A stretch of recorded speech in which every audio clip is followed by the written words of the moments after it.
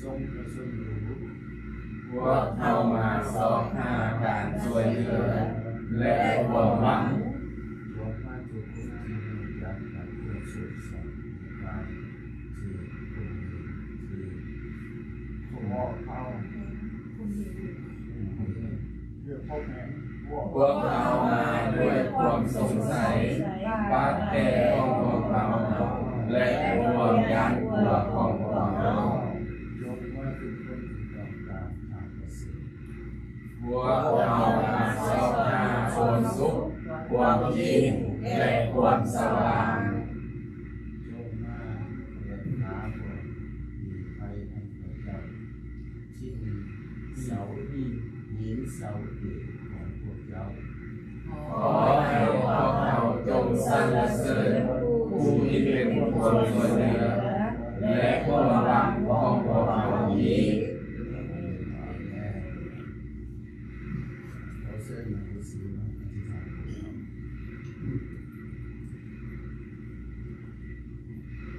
พี่น้องทุกคนเราให้พวกเราตั้งใจมาเราเตรียมพระครอบครัวคุณบอกว่าจะเอาเวลาที่ดีมาแล้วก็รับพระเจ้าที่ใจเชื่อพี่น้องครับแต่ครับโลกข้าได้พระเจ้าเจ้าผู้ทรงสิทธิทั้งพาสวรรค์ผู้ทรงทั้งโลกสิทธิร่วมน้อมนำการวงสรรเสริญเจ้าเราต้องเป็นเจ้าที่เสด็จนี้โอมีพระพุทธตามีสิทธิตั้งเป็นมีขอบคุณที่โปร่งทรงนำพาทุกคนเข้ามาในขันเจ้าขอบคุณ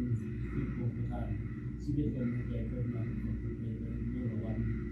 โทษให้ให้พวกข้าพระองค์ได้ขอให้สุขภาพทุกคนที่จะเกิดด้วยบ้านบ้านเมืองของหมอทุกแห่งในโลกนี้ทุกคนที่เชื่อในหลักธรรมของพระองค์วันนี้เราตั้งใจอธิษฐานขอบคุณพระเจ้าและพระองค์ในประทานสถานที่นี้เราขอให้พวกข้าพระองค์ที่เป็นคนที่นำทางเกิดเป็นเจ้าขอให้ประทานทุกคนแรกสำเร็จเป็นดีในการอธิษฐานการวิ่งวนการตรวจสับกันที่เรา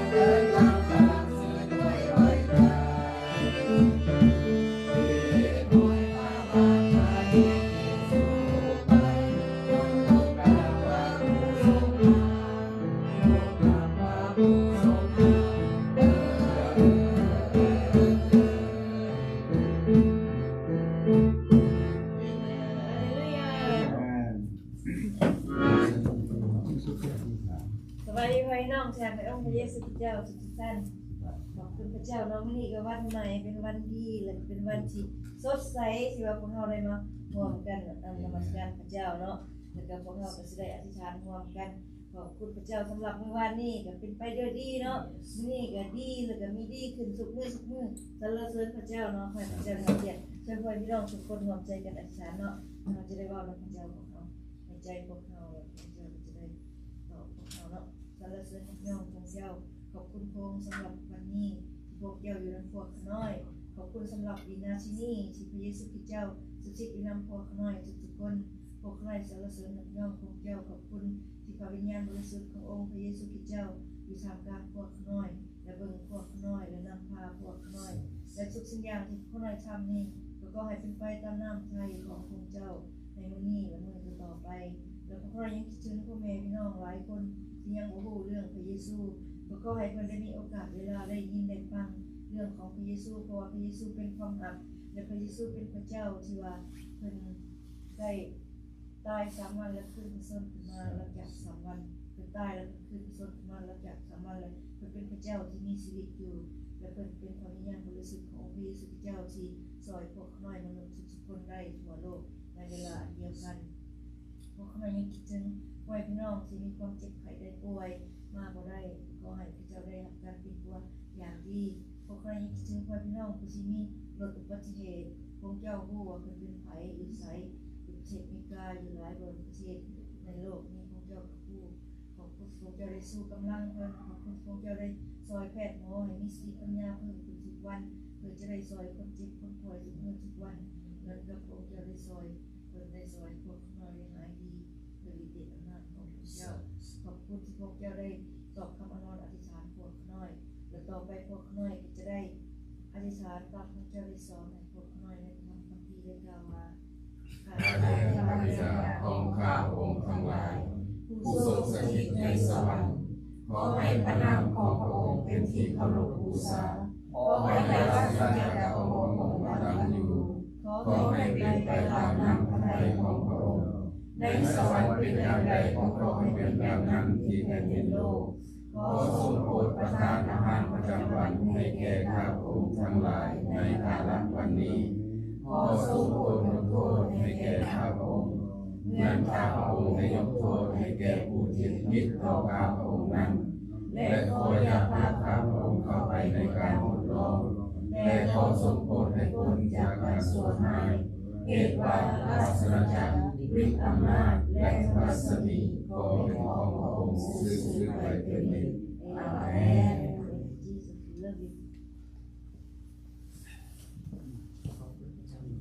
ไปเวลาให้เจ้าโอสรุการพระบิดาเจ้าข้าขอบคุณพระองค์เจ้าในเช้าวันนี้ให้พวกลูกยังมีชีวิตได้ลมหายใจได้เข้ามาสถานที่ศักดิ์สิทธิ์แห่งนี้ที่พระองค์ได้ประทานให้ขอบคุณพระองค์เจ้าที่ผ่านมาเป็นอาทิตย์ผ่านมาพระองค์ก็ได้ประทานทุกอย่างให้พวกลูกมีอยู่มีกินมีเพื่อนอยู่มีรถขี่มีอาหารการกินทุกสิ่งอย่างของพวกลูกมีอยู่นั่นเป็นของพระสถานมาจากพระองค์เจ้าขอบคุณพระองค์เจ้าทรัพย์สินเงินทองที่พระองค์ได้ประทานให้พวกลูกจะถวายไปหับใส่เวียกงานของพระองค์เจ้าให้เกิดต่อของคนลอยต่อพันต่อพระองค์เจ้าค่ะผู้มีถวายหรือผู้มีถวายขอพระองค์เจ้าเมตตาพระลูกให้อวยพรพระลูกให้มีจิตใจรู้จักถวายเขาขังของพระองค์เจ้า1/4พระองค์จะประทานให้พวกลูกบ่ขาดเคินพระองค์ขอบคุณพระองค์พวกลูกมีความเชื่อความหวังหมายอ้อนวอนอธิษฐานในนามพระมหาเจ้าอาเมน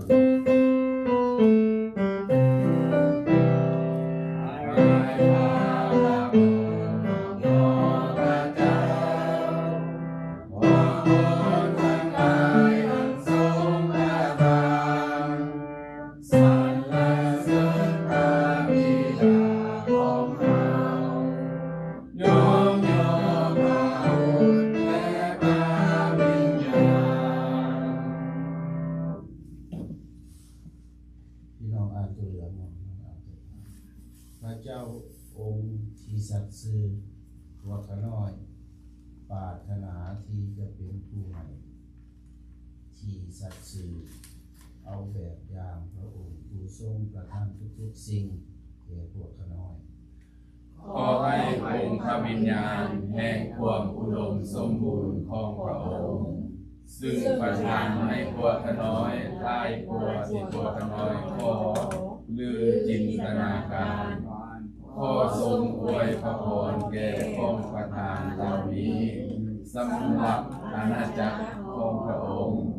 ในพระนามขององค์พระเยซูคริสต์เจ้าอาเมน ข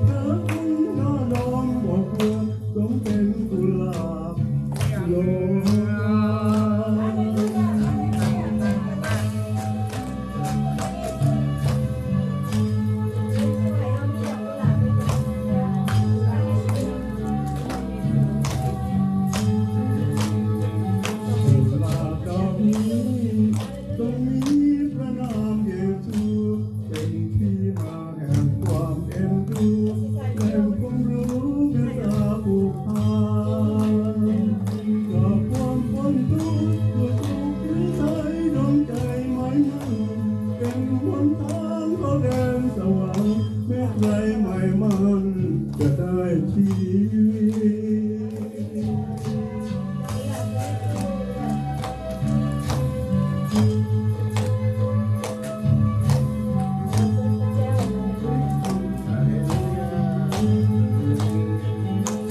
ลาดอกนี้ต้องมีพระนามเยซูที่มาแห่งความเอ็นดูแหล่งความรู้เมตตาผูกพันคนทุกคนให้กำใจหมายมั่นเป็นคนทางเขาแดนสวรรค์เม็ดไกลหมายมั่นจะได้ชีวิ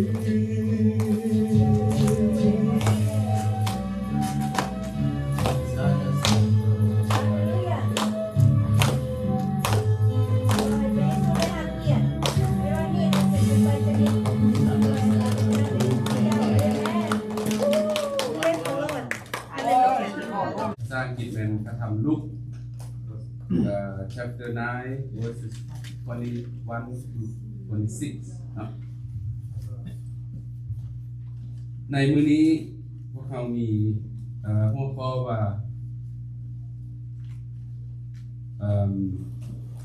ตัว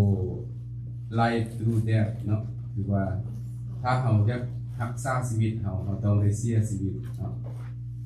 อยู่ในหัวข้อว่าถ้าเราอยากรักษาชีวิตเราไว้เราต้องได้เสียชีวิตเนาะขณะจะอ่านในพระธรรมลูกาบทที่9ข้อ21ถึง26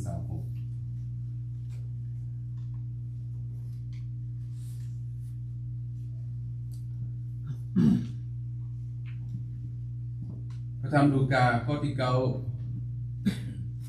บทที่9ข้อ21ถึง26มีหัวข้อว่าทรงนักทัพหน่วยถึงมรณภาพของพระองค์พระองค์จึงทรงสั่งห้ามเข้าอย่างแข็งแรงบ่ให้บอกความดีแก่ผู้ใดแล้วทรงกล่าวว่าบุตรมนุษย์จะต้องทนทุกข์ทรมานหลายประการพวกเฒ่าแก่กับพวกปโลหิตตนใหญ่และพวกนักธรรมจะบ่ยอมรับเพิ่นเขาจะได้ฆ่าเพิ่นเสียแล้วในวันทวนซ้ำเพิ่นจะถูกส่งบันดาลให้คืนมาอีกและพระองค์ทรงกล่าวกับคนทั้งหลายว่าถ้าผู้ใดจะตามเขามาให้ผู้นั้นตัดสิทธิ์ของตนเสียและหับแป๊กไม้กางแขนของตนทุกวันแล้วติดตามเขามาเพราะว่าผู้ใดยักซอยชีวิตของตนให้พ้นผู้นั้นจะเสียชีวิตแต่ผู้ใดจะเสียชีวิตของตนเพราะเห็นแก่เฮาผู้นั้นก็จะมีชีวิตพ้นเหตุว่าถ้าผู้ใดจะได้สิ่งของหมดทั้งโลกแต่จะเฮ็ดให้ตัวเองจิบหายหรือเสียไปผู้นั้นจะเป็นประโยชน์อันใดด้วยว่าถ้าผู้ใดมีความละอายเพราะเฮาและเพราะถ้อยคำของเฮาบุตรมนุษย์ก็จะมีความละอายเพราะผู้นั้นเมื่อเพิ่นมาโดยสง่าราศีของตนของพระบิดาและของพวกเทวดาบริสุทธิ์นี่คือพระธรรมของพระเจ้าขอให้เราร่วมใจกันอธิษฐานเนาะสาธุการแด่พระสัมมาสัมพุทธเจ้าขอบพระคุณพระองค์สำหรับเช้าวันนี้ที่พระองค์ได้ประทานโอกาสเวลาสถานที่ให้พวกน้อยได้มาเข้าเฝ้าพระองค์ทุกสิ่งทุกอย่างที่พวกน้อยกระทำก็ขอให้เป็นที่ไหว้เกียรติทูลแด่พระองค์เพียงพระองค์เดียวเถิดต่อไปนี้พวกน้อยจะได้ศึกษาพระวจนะของพระองค์พระธรรมของพระองค์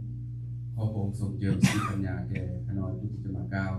ให้ได้มีสติปัญญามาจากพระองค์ให้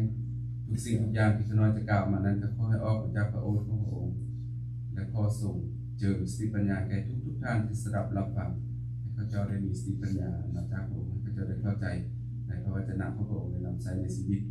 ของข้าเจ้าให้เป็นไปตามน้ำพระทัยของพระองค์ถึงสายหักพระองค์อธิษฐานมอบทุกสิ่งไว้กับพระองค์ในพระนามของพระองค์พระมหาวิสุทธิเจ้าอาเมน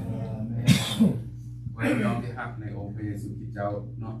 มื้อนี้ก็คือว่าเอาถ้าเราอยาก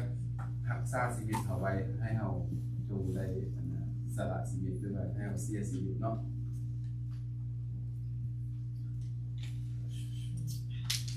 นั่นก็พวกไม่ความว่าให้พวกเขาไปค้าตัวเองตายเนาะเพิ่น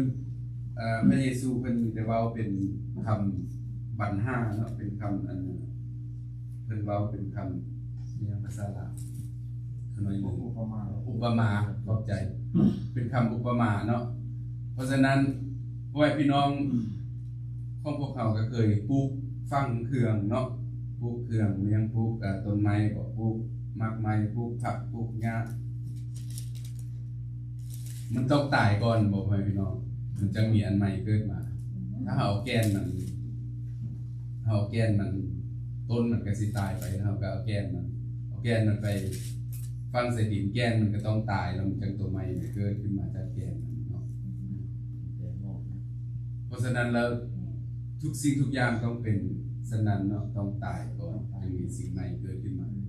แต่ว่ามนุษย์เฮาบ่แม่นตายแบบฝ่ายเนื้อนั่งเนาะห่างกายแต่ว่าตายจิตวิญญาณของเฮาที่ว่า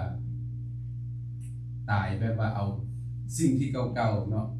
แบบเดียวกันกับแกนขาดที่น้อยว่าสิ่งเก่าๆในชีวิตของเฮาให้มันตายไปหมดมันทิ้งไปหมดและเฮาจะได้ชีวิตอันใหม่ๆที่เกิดขึ้นมาใน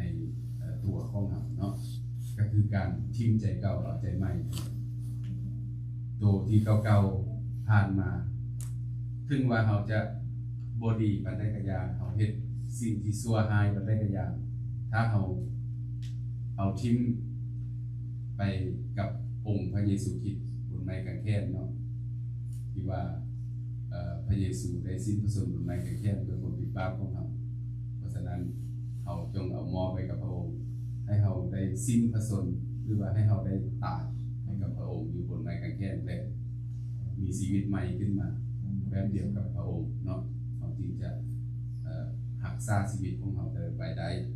การรักษาชีวิตของเราไว้ได้ก็คือว่าเราจะได้ชีวิตฝ่ายจิตวิญญาณเนาะเมื่อเราได้สิ้นชีวิตจากโลกนี้เราก็จะได้ไปอยู่กับพระองค์อยู่ถึงฟ้าสวรรค์ที่ว่าบอนสุขเกษมสำราญบ่มีการคืนต่อไปบ่มีการร้องไห้ต่อไปบ่มีการเจ็บป่วยอีกต่อไปเนาะพี่น้องขน้อยเคยเว้าหลายเทื่อแล้วมันก็มีแต่2ทางเนาะทางหนึ่งไปอยู่กับองค์พระผู้เป็นเจ้าตลอดไปเป็นนิจและทางหนึ่งก็ตลอดไปเป็นนิจคือกันนะครับบ่แม่นทางองค์พระผู้เป็นเจ้าเนาะนั่นก็คืออยู่ที่บ่อนที่บ่ดีเนาะนรกนั่นก็คือนรกอยู่ไปตลอดไปเป็นนิจโซพ่อแม่พี่น้องคิดเบิ่งเนาะมันโดนปานใดตลอดไปเป็นนิจบ่มีหยุดจักเทื่อบ่มีสุดจักเทื่อใดขนาดเฮามาอยู่ในโลกนี้เนาะ80 ปี90 ปีอย่างหลายก็100 ปีเราก็ยังว่ามันดนแล้วมันดนแต่ว่าเฮาอันนึงแม่นตลอดไปเนาะบ่มีวันหยุดจักเทื่อแล้วเนาะสิดนนานก็ได้เนาะถ้าเฮาไปอยู่บ่อนที่ว่าถึงทรมานตลอดไปเป็นนิจบ่มักเนาะเว้ยเนาะบ่มีไผมักทรมานน้อยเดียวก็บ่มักแล้วเนาะมื้อเดียวก็บ่มักแล้วมันบอกอันนี้มันดนหลายเนาะเพราะฉะนั้นแล้วในพระคัมภีร์ของพวกเขามื้อนี้ก็น้อยบ่มีหยังหลายสั้นๆเนาะให้พวกเขาทิ้งใจเก่าเอาใจใหม่นั่นคือการมอบให้กับองค์พระเยซูคริสต์ทุกอย่างพระองค์จะสำระพระองค์จะสำระล้างชีวิตของเราพระองค์ทรงสำระเราให้ข้าวเหมือนหิมะเลยเนาะคือว่าถ้าเรายอมทุกอย่างเนาะด้วยจิตใจด้วยปากด้วยวาจาแล้วก็ด้วยจิตใจของเรายอมรับต่อพระองค์และพระองค์จะสำระล้างให้เราสะอาดเหมือนกับหิมะเราจะได้เป็นคนบริสุทธิ์เนาะเราบริสุทธิ์เองบ่ได้เอาสิเฮ็ดหยังก็ยากเนาะคือสิ่งกินทานบ่ฆ่าสัตว์ตัดชีวิตให้ทานคนอื่นกับบ่รอดได้บ่เป็นถ้าเราบ่เอาพระเยซูเนาะถ้าเรารักพระองค์พระเยซูคริสต์และพระองค์จะเฮ็ดให้เราเป็นผู้บริสุทธิ์ฮาเลลูยาอาเมนจะติดตามพระองค์ตลอดไปอาเมนเจ้าอาเมนเราร่วมใจกันอธิษฐาน สาธุการได้พระสุดาเจ้าขอบพระคุณพระองค์สำหรับพระวจนะของพระองค์ในเช้าวันนี้ขอให้พวกน้อยจงจดจำเอาทุกสิ่งทุกอย่างนี้ไปใส่ในชีวิตของพวกน้อยเป็นไปตามน้ำพระทัยของพระองค์ให้พวกน้อยได้ติดตามพระองค์ตลอดไปเถิดพวกน้อยรับส่งในท่านมองทุกสิ่งนี้ด้วยกับพระองค์ในพระนามของพระองค์พระมหาเยซูคริสต์เจ้าเอเมนนี่คือโต๊ะขององค์พระเยซูคริสต์เจ้าเป็นได้ตั้งขึ้นไว้เพื่อเอาทุกคนและพระองค์ยินดีต้อนรับทุกคนที่อยากรับเอาของคนอันล้ำค่าที่พระองค์ได้มีให้แก่เรานี้เนาะในคืนที่พระเยซูเจ้าทรงถือทรยศนั้นพระองค์ได้ทรงจับเอาพระจีขึ้นมาและเมื่อโมทนาขอบคุณแล้วพระองค์ทรงหักพระจีนั้นได้ยืนให้ทราบของพระองค์ได้ทรงกล่าวว่านี่คือกายของเราจงเฮ็ดสิ่งนี้เพื่อเป็นการระลึกถึงเราและอย่างเดียวกันนั้นพระองค์ได้ทรงจับเอาจอบขึ้นมาและเมื่อโมทนาขอบพระคุณและพระองค์ทรงกล่าวว่านี่คือพระสัญญาอันใหม่ที่เราได้มีให้แก่เจ้าจงเฮ็ดสิ่งนี้เพื่อเป็นการระลึกถึงเรา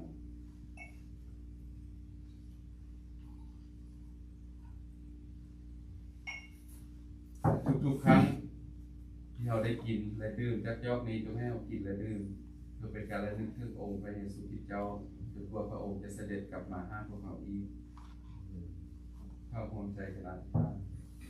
สาธุการแด่พระสุดาเจ้าขอบคุณพระองค์สำหรับพระกายและพระโลหิตของพระองค์ที่ได้สิ้นพระชนม์บนไม้กางเขนเพื่อความผิดบาปของลูกๆทั้งหลายพวกน้อยหักพระองค์และอธิษฐานมอบทุกสิ่งด้วยกับพระองค์ในพระนามของพระองค์พระมหาเยซูคริสต์เจ้าเอเมนนี่คือประกายของพระคริสต์ครับก็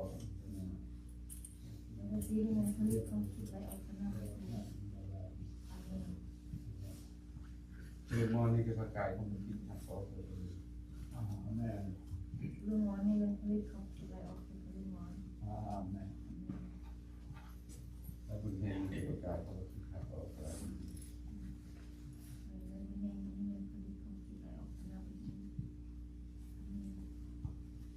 ไอ้สุขนี่คือประกายของพระคริสต์ครับก็ไอ้สุขนี่ผลิตของสุดท้ายออกไอ้เชื่อนี่คือประกายของพระคริสต์ครับก็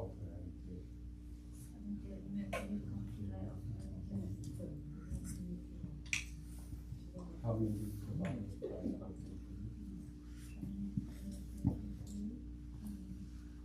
อันนี้คือประกายของพระคริสต์ครับนี่คือประกายของพระคริสต์ครับ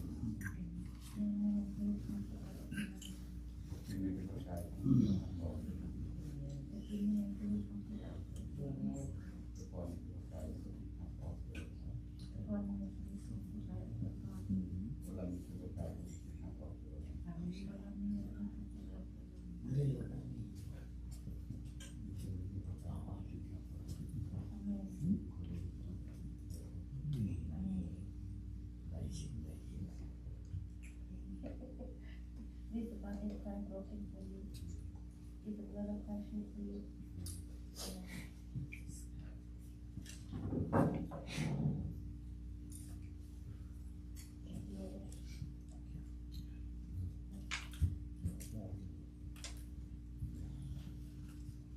เราทานมาสิโม Thank you.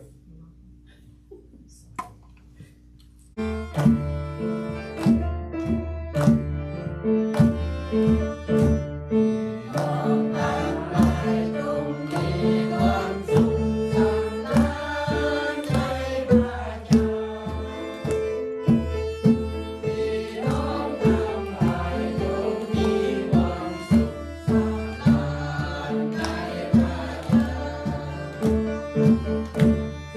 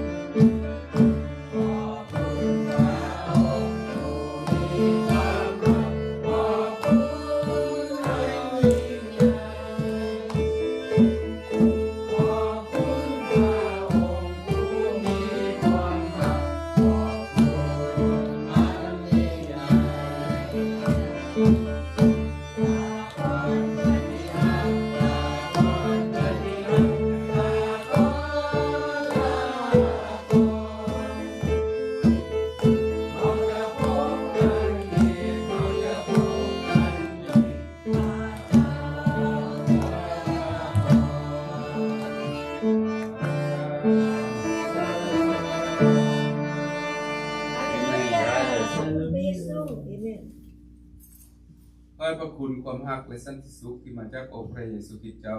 จงสถิตอยู่กับพ่อแม่พี่น้องทุกท่านตลอดไป และจุลมาจารย์ Amen.